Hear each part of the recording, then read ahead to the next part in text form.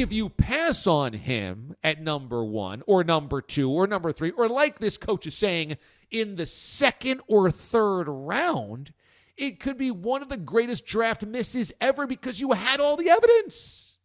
You had all of the evidence that you needed that he could do it at that next level. This is not a kid at Hawaii.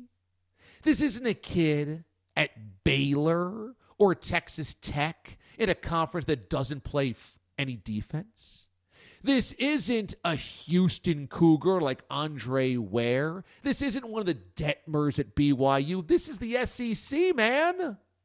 This wasn't a kid that had a good Holiday Bowl. He won the SEC championship and 2 playoff games, including the national championship against Clemson.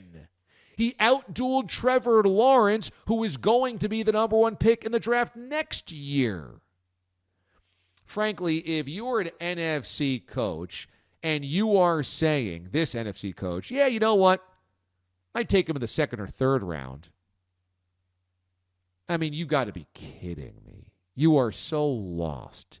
And saying, well, yeah, I mean, he's got a good back shoulder throw. You know, he's got good anticipation. I mean, I like his intangibles, but I mean, he's got a wobbly ball. I mean, come on. What are you seeing last year? If you watched any LSU football, you knew this wasn't a dink and dunk offense. This wasn't Joe Burrow just taking the easy read. This wasn't check downs to a bunch of short passes. This was him slinging it downfield and completing almost every one of those passes because, yes, his wide receivers were very good, but he was putting them in insane windows.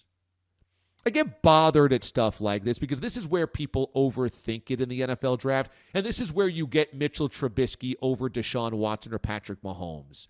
Deshaun Watson was obviously a great quarterback, and he had the evidence to prove it, and Mitchell Trubisky didn't, and they found a way to mark down Deshaun Watson. It's the same bit here. Finding ways to mark down Joe Burrow is silly. It's silly right now.